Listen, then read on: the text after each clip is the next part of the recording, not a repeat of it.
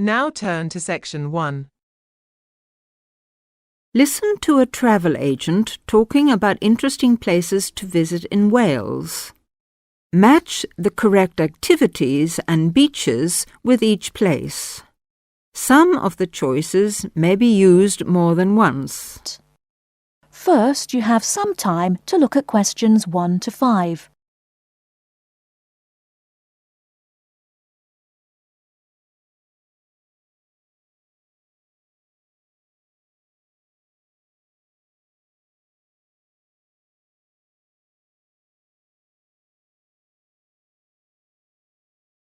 Now, listen to the talk. The trouble with a long weekend in Wales is that a long weekend is too short. There just isn't enough weekend for what Wales has to offer.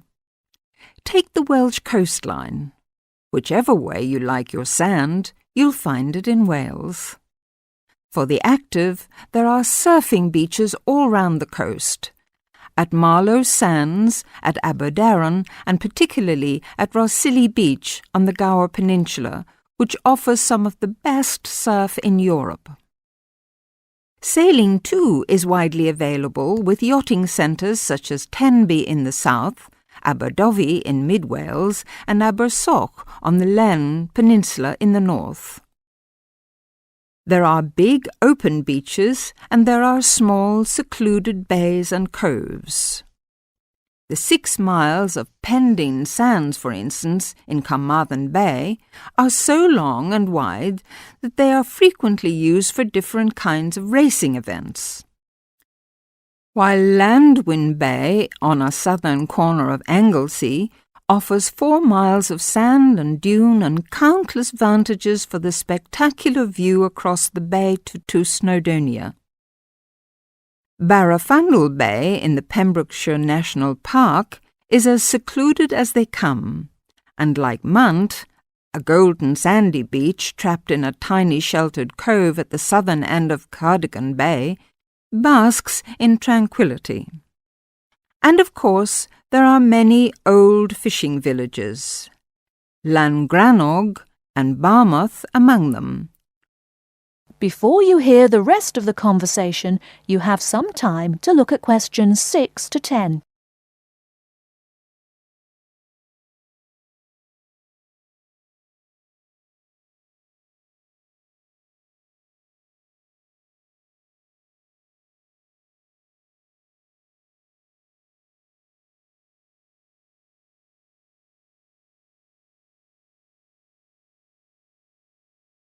Now listen and answer questions 6 to 10.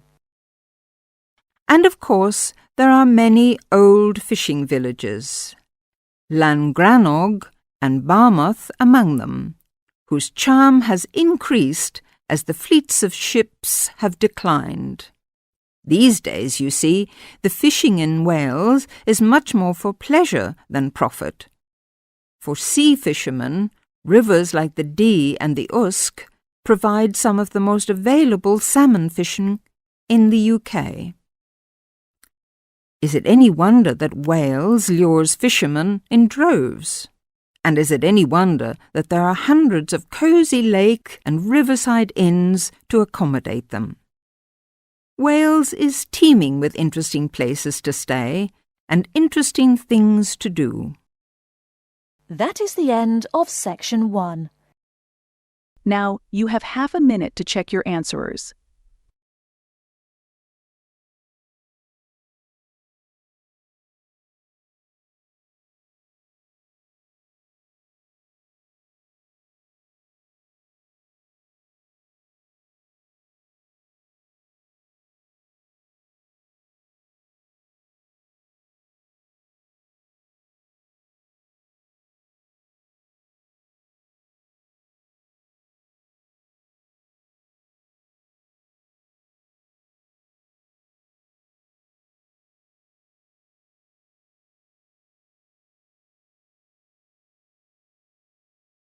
Section 2. You will hear a talk by a tour guide. First, you will have some time to look at questions 11 to 17.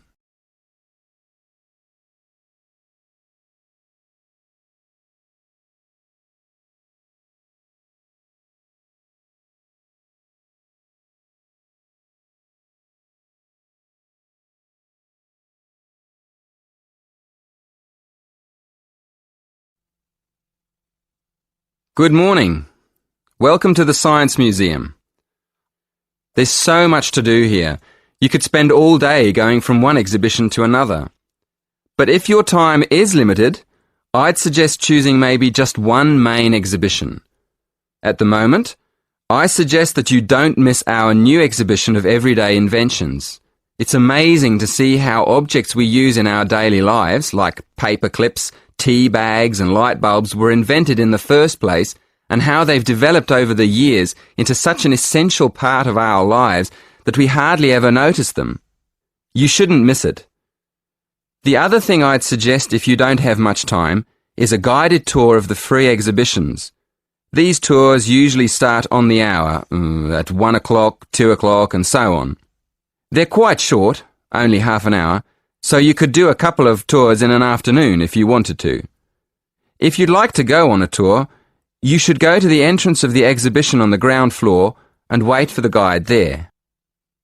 Just to give you an idea of the range of exhibitions we have here at the museum, I'm going to tell you about the exhibitions and activities we have for visitors of different ages. First of all, for the little ones, we have a fascinating area called Shapes and Patterns, where they can play with objects and images and see how they form different patterns. It's really colourful and exciting. Kids love it. Then, at the other end of the scale, we have more complex exhibitions that appeal more to our older visitors. There's one about the history of aviation, how planes developed over the years.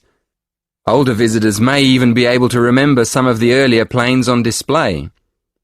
Another exhibition that adults might particularly enjoy is the energy exhibition. It shows the historical development of different forms of energy in Britain and how it has powered industry over the centuries. And of course, we mustn't forget the teenagers. There are lots of exhibitions to interest them, but my favourite one is the one where visitors can find out more about how physics works.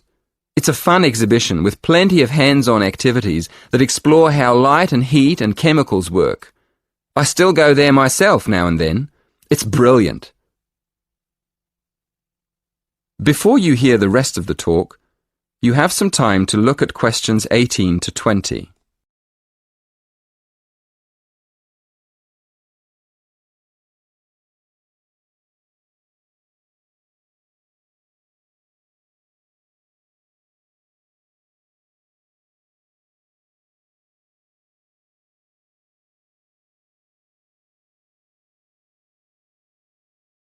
Now listen and answer questions 18 to 20. Most of our exhibitions are free, but you will need a ticket for some of the special ones, like the 3D film shows. So let me explain how you get a ticket online. Of course, you can do this directly at the ticket office, but if there's a long queue, you can book online on your mobile. So, go to our homepage and choose the Events button. Then, click on the film title. That'll take you to the next window. In the right-hand corner, you'll see a little calendar. Choose the date on the calendar and then go to the next window. There's a drop-down box there for you to choose the time and another one for the number of tickets. Careful on that page. There are different prices for adults and children. When you've done that, go to the final page and choose your payment method. That is the end of section 2. Now, you have half a minute to check your answers.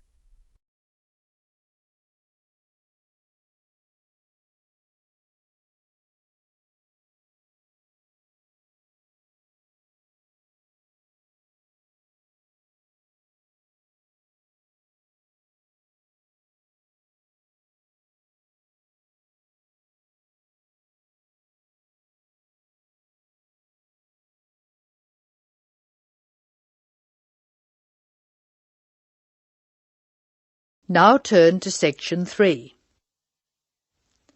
Section 3. You will hear 3 students discussing a programme of activities for new students at a college. First, you have some time to look at questions 21 to 26.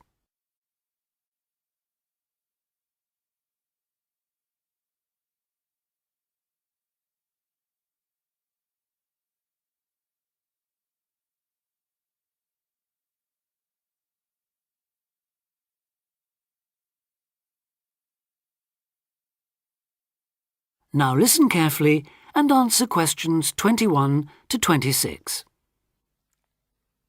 So you were both on last year's orientation course then?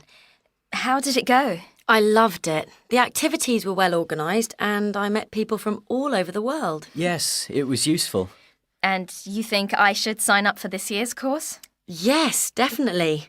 Apart from being fun, it really does prepare you for all the things you have to do in your first couple of weeks.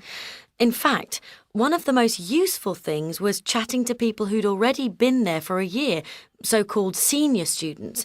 They'd been on the orientation course the year before last and recommended it to us. Oh, and there was a great atmosphere at the formal dinner too. It was so colourful with people in their traditional dress from Asia, Africa, South America. It was one of the high points of the whole week. That was right at the end, of course. The first thing they did on the Monday was take us on a guided tour of the Students' Union. And after that, they took us round the city centre, showing us things like the bus station, the main shops. And the best pubs. Right, so it was very worthwhile. Yes, though maybe they could have taken us to a better nightclub. The music at the place we went to was lousy. That's a matter of taste, surely. Well, anyway, the next day they showed us around everything on the campus. And believe me, it was everything. We must have walked miles. I could have done with less information on every building in sight, given that I'll probably never need to go into half of them, and a bit more on places everyone's likely to use at some time or other, like the sports block, the health centre, the bicycle and car parks. Which reminds me, there was an afternoon session on how to drive in this country, which seemed to me a bit weird, you know, for a university course. I suppose it's because there have been accidents involving students who aren't used to people driving on the left. I was there, actually. How was it? Well, I must say I was a bit disappointed. There were some useful driving tips, but it might have been more helpful if it had included stuff for pedestrians. How to avoid getting run over, for example. You didn't go to the session on safety then?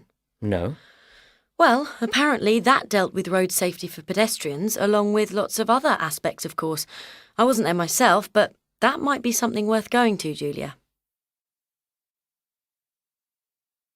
Before you hear the rest of the discussion, you have some time to look at questions 27 to 30.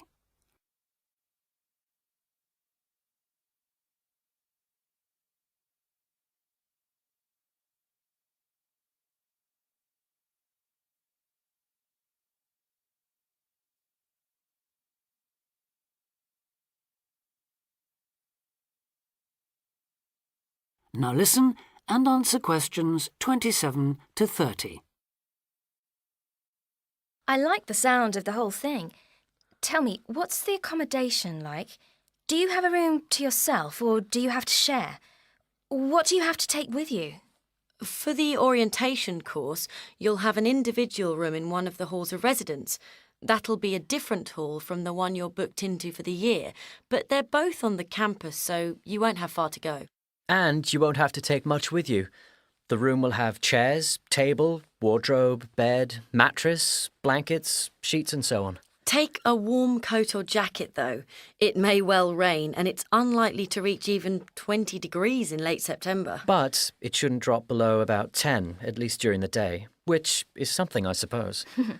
Right. Now I know they can't do much about the weather, but did you have the feeling that they were looking after you on the course? Yes, we did. There were some little touches that showed they'd thought about what it was like to be starting a course of study abroad. Such as? Well, it's just a small example, but they gave us free email access to contact people at home. 30 minutes, if I remember correctly. Actually, I think it was 20. Yes, you're right.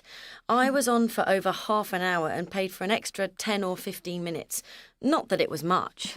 Emails don't take long to write anyway. No, they don't. So, just one more thing. The timetable. When does the course actually start and finish?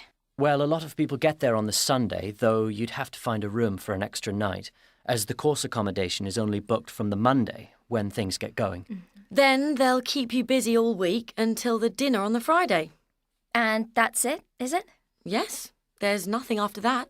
though most people stay over till Saturday, partly to recover from the party, but also because they can then move straight into their permanent rooms. I think I'll do that. Well, thanks a lot for all your advice. I'm sure I'll enjoy the course. I wish I could go on this year's too. That is the end of section 3. Now, you have half a minute to check your answerers.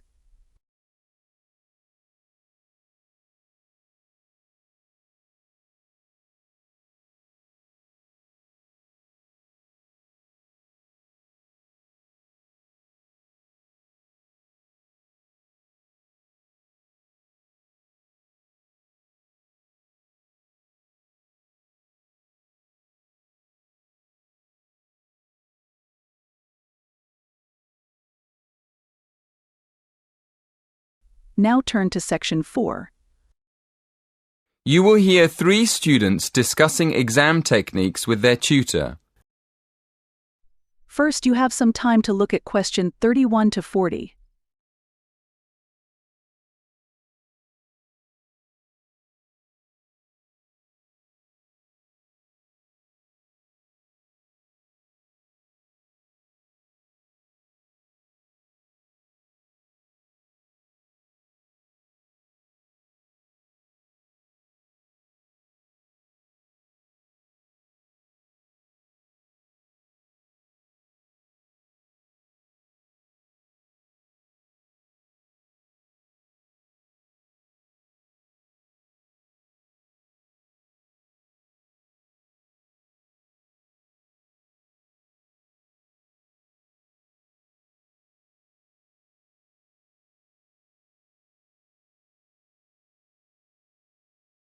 Now listen carefully and answer question 31 to 40.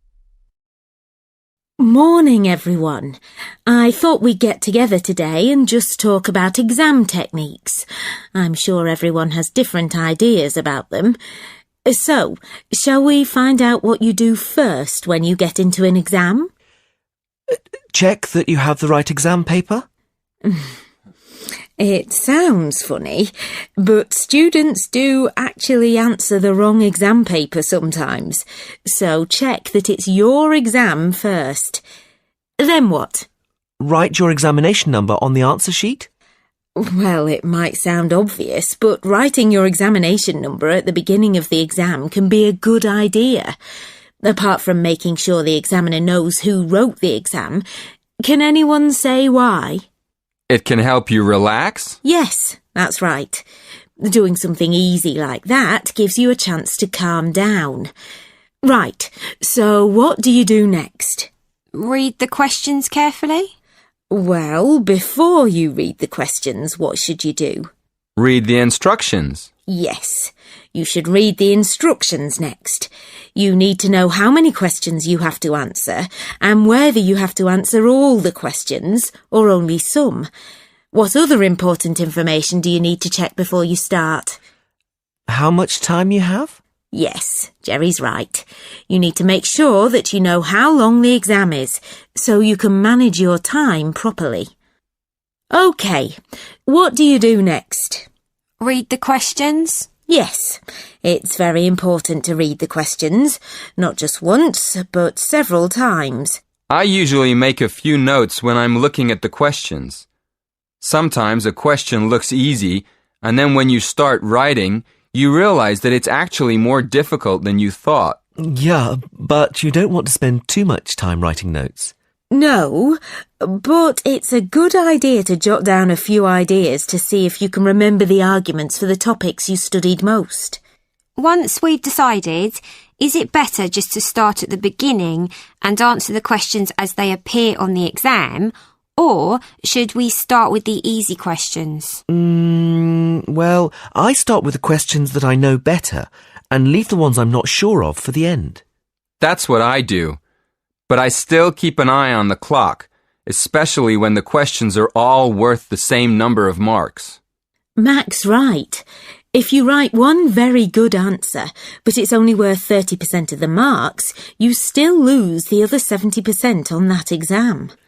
So it's better to write our main ideas for a question, even if we don't have time to answer it properly. Yes, absolutely.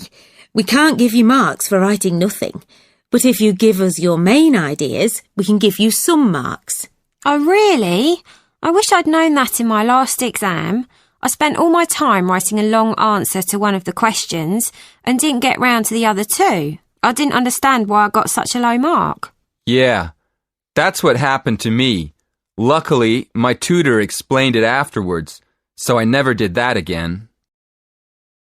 That is the end of section 4. Now, you have half a minute to check your answerers.